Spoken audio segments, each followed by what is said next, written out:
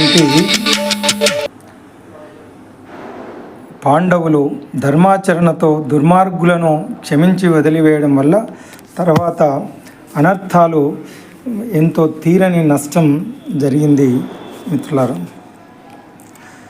ప్రజాపాలకులకు, క్షత్రియులు, బ్రాహ్మణులకు కోపం తెప్పించేలా చేయరాదు.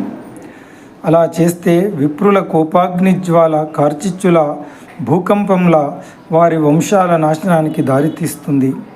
ఇలా ద్రౌపది ధర్మసమ్మతంగా, దాక్షిణ్యరహితంగా, నిష్కపటంగా, నిష్పక్షపాతంగా, న్యాయంగా, ప్రశంసనీయంగా పలికింది. ఆ పాంచాలి పలుకులకు ధర్మరాజు సంతోషించాడు. నకుల, సహదేవులు, సాత్యకి, కృష్ణార్జునులు సమ్మతించారు. భీమసేనుడు మాత్రం తన అసమ్మతి ప్రకటిస్తూ ఇలా అన్నాడు: కొడుకుల పట్టి చంపెనని కోపమునందదు, బాలగాథకున్ విడువుమటంచు చెప్పెడి వెర్రిది ద్రౌపది. వీడు విప్రుడే విడువగనేల చంపుడిటు వీనిని, మీరలు చంపరేని నా పిడికిటి పోటునన్ శిరము భిన్నము చేసెద చూడుడిందరున్. కొడుకుల పట్టి చంపెనని కోపమునందదు, బాలఘాతకున్ విడుమటంచు చెప్పెడిని వెర్రిది ద్రౌపది. వీడు విప్రుడే విడువగనేలా చంపుడిటు వీనిని, మీరలు చంపరేని నా పిడికిటి పోటునన్ శిరము భిన్నము చేసెద చూడుడిందరున్ అని కోపంతో ఊగిపోతూ తన కన్న కొడుకులను చంపేశాడు అని తెలిసినా కూడా ఈ శిశుహంతకుడు అశ్వత్థామ మీద ఈ ద్రౌపది కోపం తెచ్చుకోవడం లేదు. పైగా వదిలిపెట్టమంటోంది. ఎంత పిచ్చిదో చూడండి. బ్రాహ్మణుడు కదా, వదిలేయండి అంటోంది. ఇంతటి కసాయితనం చూపే వీడు బ్రాహ్మణుడా? చెప్పండి, వీడిని వదలవలసిన అవసరం ఏముంది? చంపేయండి. మీరు కనుక చంపకపోతే నేనేవో గుద్ది వీడి బుర్ర బద్దలు కొట్టేస్తాను. మీరంతా చూస్తూ ఉండండి అని ఆవేశంతో భీముడు అన్న మాటలు, భీముడు అన్నంత పని చేస్తాడేమో అనే భయంతో పాంచాలి అశ్వత్థామకు అడ్డం వచ్చింది. భీముని తొందరపాటు చూసి శ్రీకృష్ణుడు తన చతుర్భుజత్వం సార్థకంగా ఈ పక్క 2 చేతులతో భీముని గట్టిగా పట్టుకున్నాడు. ఆ పక్క 2 చేతులతో పాంచాలిని పక్కకు తప్పిస్తూ భీమునితో నవ్వుతూ ఇలా చెప్పాడు శ్రీకృష్ణుడు: అవ్యుడుగాడు వీడు శిశుహంత దురాత్మకుడు, ఆతతాయి హంతవ్యుడు, బ్రహ్మబంధుడగు తప్పదు నిక్కము, బ్రాహ్మణో న హంతవ్య అటంచు వేద విదితంబగు, కావున ధర్మదృష్టి కర్తవ్యము వీని కాచుట, యథాస్థితి చూడుము పాండవోత్తమ. పాండుకులభూషణ భీమ, శిశుఘాతకుడు, దుష్టుడు, ఆతతాయి అంటే ఇంటికి నిప్పు పెట్టేవాడు, విషము పెట్టేవాడు, కత్తి పట్టుకొని నరికేవాడు, ధనము దోచుకునేవాడు, నేలను అపహరించువాడు, ఇతరుల భార్యలను చెరపట్టేవాడు, వీరు 6 ఆతతాయిలు అంటారు. అలాంటి ఆతతాయి ఘోరమైన, నీచమైన, పైశాచికమైన ఈ పాపం చేసినటువంటి అశ్వత్థామ చంపదగిన వాడే, కానీ రక్షించదగినవాడు కానే కాదు. ఇది ముమ్మాటికి సత్యం. అయితే బ్రాహ్మణో న హంతవ్య అనే వేదవాక్యం వినవస్తున్నది. ఈ ధర్మసూక్ష్మం ప్రకారం ఇతన్ని రక్షించడమే న్యాయంగా తోస్తున్నది. యథార్థం నీవే ఆలోచించు అన్నాడు శ్రీకృష్ణుడు ఆవేశంతో ఉన్న భీమునితో. ఈ విధంగా చతురోక్తులతో భీముడిని చల్లపరిచి శ్రీకృష్ణుడు అర్జునుణ్ణి చూసి, అర్జున, ద్రౌపదికి నాకు భీమునికి సమ్మతమయ్యేలాగా, నీ ప్రతిజ్ఞ నెరవేరేలాగా ఈ విధంగా చెయ్యి అని కర్తవ్యం సూచించాడు. అర్జునుడు కృష్ణుని ఆజ్ఞా ప్రకారంగా తర్వాత ఈ విధంగా చేశాడు. విశ్వస్తుత్యుడు శక్రసూనుడు మహావీరుండు ఘోరాసిచే అశ్వత్థామ శిరోజముల్ తరిగి చూడాంతర్మహారత్నమున్ శశ్వత్కీర్తి వెలుంగపుచ్చుకొని పాశవ్రాత బంధములన్ విశ్వాసంబుననుర్చిత్రోచే శిబిరోర్విభాగమున్ భాసిపోన్. విశ్వమంతా తగేటట్లుగా వీరాధి వీరుడు ఇంద్రపుత్రుడు అయిన అర్జునుడు శ్రీకృష్ణుని అభిప్రాయం అనుసారం పదునైన కత్తితో అశ్వత్థామ శిరోజాలు ఖండించి లోపల మెరుస్తున్న మహామణిని వశం చేసుకున్నాడు.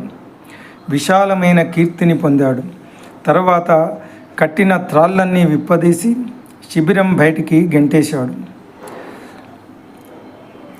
బాలకులను నిర్భయంగా హత్య చేసిన అశ్వత్థామ భరింపరాని అవమానంతో మర్యాదను మణిని కోల్పోయి సిగ్గుతో తలవంచుకొని అతిశయించిన ఆవేదనతో వెలవెలపోయి వేగంగా వెళ్ళిపోయాడు. ధనం తీసుకోవాలి లేదా తల కొరిగించాలి, అదీ కాదంటే ఇంట్లో నుంచి వెళ్ళగొట్టాలి, అంతేగాని చంపదగిన దుష్కర్మం చేసిన బ్రాహ్మణ పుట్టిన వానిని చంపరాదు. ఇలా అశ్వత్థామను ప్రాణాలతో గెంటేసి ద్రౌపదితో పాటు పాండవులు తమ కొడుకుల కోసం శోకించారు. అనంతరం చనిపోయిన బంధువులందరికీ దహన సంస్కారాలు ఆచరించారు. స్త్రీలతోనూ శ్రీకృష్ణునితోనూ కూడి గంగానదికి వెళ్ళి పొంగిపొర్లే దుఃఖం దిగమింగి పవిత్ర గంగానదిలో తిలోదకాలు ఇచ్చారు. తర్వాత అందరూ శ్రీ మహావిష్ణువు పాదాల నుండి పుట్టిన పవిత్ర గంగానది జలాలలో స్నానాలు చేశారు. తర్వాత శ్రీకృష్ణుడు మునివరేణ్యులతో కూడి పుత్రశోకంతో వ్యాకుల మనస్కులై ఉన్న గాంధారి ధృతరాష్ట్రులను, కుంతి ద్రౌపదులను సమీపించి ఎన్నో విధాల ఊరడించి ధైర్యం చెప్పాడు. పాంచాలి కబరి వికర్షణ మహాపాప క్షతాయుష్కులన్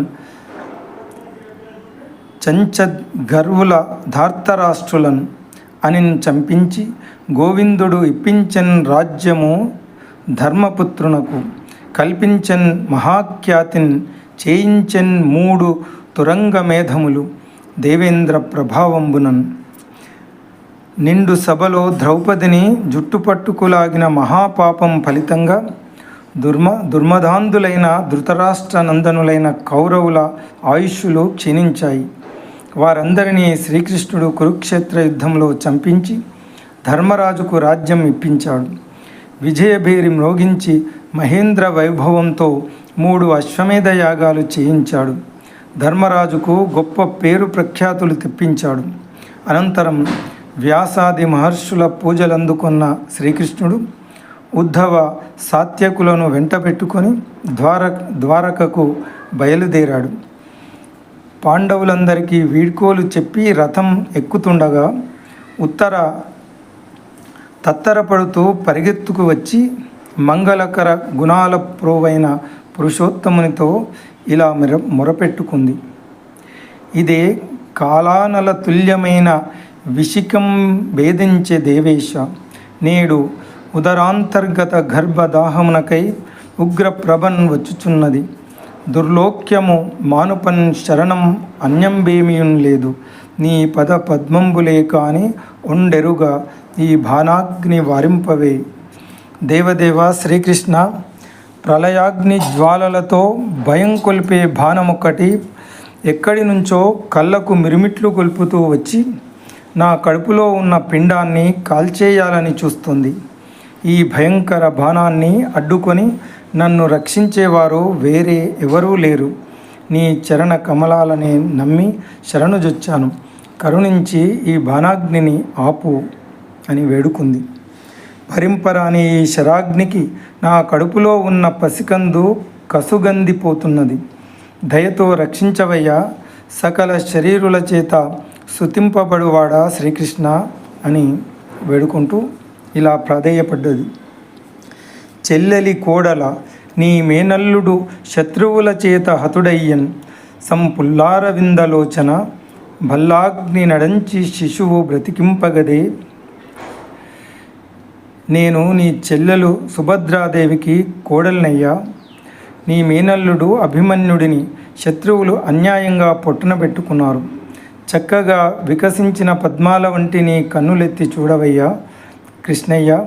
ఈ అమ్మును వమ్ము చేసి నా కడుపు పంట ప్రాణాలు కాపాడవయ్యా. గర్భంలో వందల కొద్దీ బ్రహ్మాండాలను భద్రంగా భరించే దేవాదిదేవ శ్రీకృష్ణ, నీకు ఒక ఆడదాని గర్భాన్ని రక్షించడం ఏమంత బ్రహ్మాండం.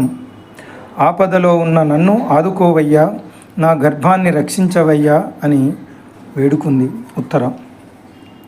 ఆపన్న శరణ్యుడైన గోపాలుడు అనుంగు చెల్లెలి కోడలు ఉత్తర దీనాలాపాలు ఆలకించాడు.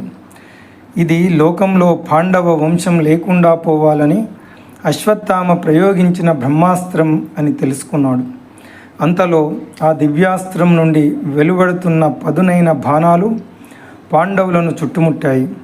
వారు బెదిరిపోకుండా ఎదురు నిలిచి శరపరంపరలతో సమరం సాగించసాగారు. తన సేవారతి చింతగాని పరచింతాలేశమున్ లేని సజ్జనులన్ పాండు తనూజులన్ మనుచు వాత్సల్యంబుతో ద్రోణనందన్ బ్రహ్మాస్త్రమును అడ్డుపెట్ట బనిచన్ దైత్యారి సర్వారి సాధన నిర్వక్రమ రక్షితాఖిల సుధాంధ చక్రమున్. తనను సేవించాలనే భావం తప్ప ఇతర భావం ఏమాత్రం ఎరుగని సచ్చరిత్రులు సజ్జనులు అయిన పాండవులు ఆపదలో ఉన్నారు. వారిని ఆదరంతో ఆదుకోవాలని రాక్షసాంతకుడు అయిన శ్రీకృష్ణుడు భావించాడు. అశ్వత్థామ బ్రహ్మాస్త్రాన్ని తిప్పికొట్టడం కోసం శత్రువుల ఆయుధాలకు చెక్కు చెదరనిది, దేవతలు అందరినీ కనురెప్పలా కాపాడేది అయిన సుదర్శన చక్రాన్ని ప్రయోగించాడు పరమాత్మ. సకల ప్రాణి వృధాంతరాలముల భాస్వజ్యోతి అయ్యుండు సూక్ష్మ కలుండు అచ్యుతుండు అయ్యడన్ విరటరాజ గర్భంబుద చక్రహస్తకుడై వైష్ణవ మాయా కప్పికురు సంతానార్థి అయి అడ్డమై ప్రకటస్ఫూర్తి నడంచే ద్రోణ తనయన్ బ్రహ్మాస్త్రమున్ లీలతోన్. సూక్ష్మాతి సూక్ష్మమైన రూపంతో సమస్త ప్రాణుల హృదయాంతరాలలో జ్యోతిర్మూర్తి అయి ప్రకాశించే వాసుదేవుడు పాండవుల వంశాంకురాన్ని రక్షించడం కోసం చక్రాన్ని ధరించి ఉత్తరాగర్భాన్ని యోగమాయతో కప్పివేసి అమోఘమైన వైష్ణవ తేజస్సుతో అశ్వత్థామ బ్రహ్మాస్త్రాన్ని అవలీలగా అణచివేశాడు. అశ్వత్థామ ప్రయోగించిన బ్రహ్మాస్త్రం తిరుగులేనిది అయినప్పటికీ వైష్ణవ తేజస్సు ముందు వ్యర్థమైపోయింది. ఒక బ్రాహ్మణ యువకుడి బాణాన్ని నివారించడం అన్నది తన మాయా ప్రభావంతో అఖిల జగత్తును నిర్మించి భరించి హరించే పరమాత్ముడికి విచిత్రమైన విషయమేమీ కాదు.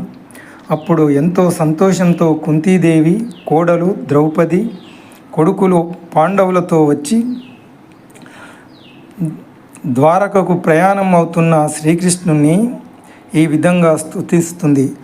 అద్భుతమైనటువంటి కుంతి స్తుతి భాగవతంలో ఎన్నో అద్భుతమైనటువంటి భక్తి రస ప్రధానాలైనటువంటి స్తుతులు ఎన్నో ఉన్నాయి. అందులో కుంతి స్తుతి, భీష్మ స్తుతి, ఇలాంటి అద్భుతమైన ప్రహ్లాద ఉపాఖ్యానము, అంబరీష్ ఉపాఖ్యానము అద్భుత ఘట్టాలు. ఈ తర్వాత కుంతి స్థితి మనం విందాం. ఓం తత్సత్.